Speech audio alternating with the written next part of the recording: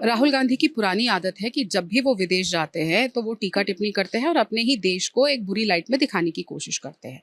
राहुल गांधी जब ये बोल रहे थे तो उनको शर्म भी थोड़ी सी नहीं आई, लज्जा नहीं आई आपको राहुल जी कि आप स्वयं हर चीज से वाकिफ है कि आपकी पार्टी में क्या होता है, किस तरीके से महिलाओं के साथ अभद्रता होती है और आप किस तरीके से उन महिलाओं को अपनी पार्टी से स्वयं निकाल देते हैं या मजबूर कर देते हैं वो पार्टी छोड़े, और उन आदमियों को संरक्षण देते हैं जिनके बारे में आप चर्चा कर रहे थे कि आदमी किस तरीके से महिलाओं से बात करते हैं।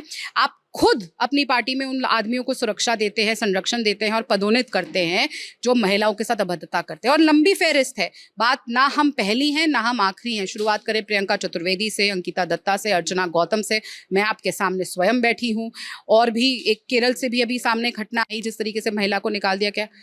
कई सारी हैं और कई सारी आती रहेंगी, लेकिन राहुल गांधी की नीति और नीयत नहीं बदलेगी। महिला न्याय सिर्फ नारा है, असलियत में राहुल गांधी डरते हैं महिलाओं को सुरक्षा देने में, महिलाओं की आवाज बनने में।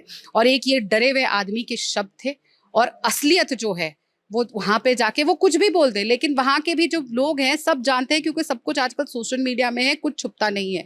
उनकी नीति और नियत है लगातार आरएसएस के बारे में बुरा बोले, आरएसएस को नीचा दिखाए, बीजेपी को नीचा दिखाए, जबकि खुद महिला सुरक्षा के नाम पे जिस तरीके से अभद्र मजाक उन्होंने विनेश फोगाट के साथ ड्रामा करके किया है वो भी आप सबके सामने है। महिला सुरक्षा से उन्हें कोई लेना देना नहीं है, उनको सिर्फ राजनीति से लेना देना है, इसीलिए हमें लगातार चुप करने को कहा जाता था। तो राहुल गांधी कितना झूठ बोलते हैं उसका लिविंग एग्जाम्पल हम सब महिलाएं आपके सामने हैं। चलिए, आजकल तेलंगाना पे उनका ज्यादा ही जोर है, क्योंकि हर जगह से पैसा रुक चुका है, अब सिर्फ कर्नाटक और तेलंगाना रह रहा है, वरना सारा पैसा पहले छत्तीसगढ़ से जाता था, राजस्थान से जाता था, अब दो ही जगह रह गए हैं तो उनको सिर्फ वही दिखाई देंगे।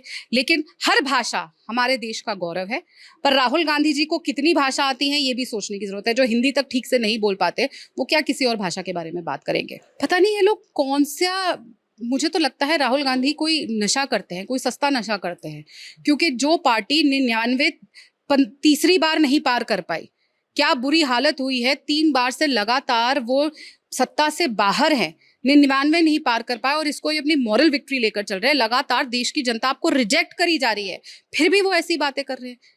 कमाल है, ये देश की सबसे पुरानी पार्टी के मालिक है, सबसे पुरानी पार्टी के लीडर ऑफ ऑपोजिशन है, और वो ऐसी बात करते हैं। तभी तो देश इनको कभी भी मौका नहीं दे रहा और आगे समय में नहीं देगा।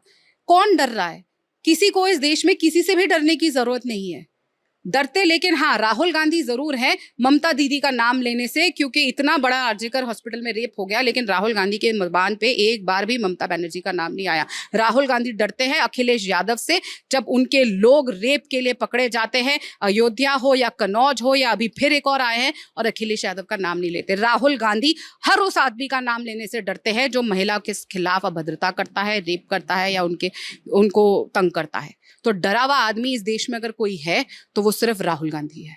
फूलो देवी नेताम और दीपक बैज, मैं आज आपके माध्यम से उनको चैलेंज देती हूँ कि दीपक बैज वो पब्लिक करे जो उनको रिपोर्ट बनानी थी, किस समय 24 घंटे का समय दिया था, जो पूरा घटनाक्रम यहाँ पे हुआ था जब मुझे कमरे में बंद किया गया था, और उसकी रिपोर्ट किस समय उन्होंने क्या दी वो ओरिजिनल दिखाएं, उसका स्क्रीनशॉट दिखाएं, टाइमलाइन दिखाएं, वो रिपोर्ट दिखाएं। और फूलो देवी नेताम इसी दीपक बैज से पूछे कि क्यों उस ऑफिस में सीसीटीवी कैमरा नहीं थे, तब आके वो किसी और महिला की सुरक्षा की बात करें। जो लोग विफल रहे हैं अपने ही ऑफिस में महिला को सुरक्षा देने में, जो विफल रहे अपने ही ऑफिस में महिला को न्याय देने में, आज उनका कोई नैतिक अधिकार नहीं है कि वो आके किसी से भी महिला सुरक्षा के बारे में सवाल करे। उनको सवाल करने हैं तो जाके भूपेश बघेल से सवाल पूछे, उस कंस से सवाल पूछे जो प्रियंका वाड्रा के लिए फूलों की चादर बिछा रहा था सड़कों पे जब वो 3 दिन के दौरे पे आई थी, और वहीं एक 17 साल की लड़की का एएसपी ऑफिस के नीचे रेप हो रहा था, और उसकी कंप्लेंट इसलिए नहीं लिखी जा रही थी क्योंकि प्रियंका वाड्रा यहाँ थी।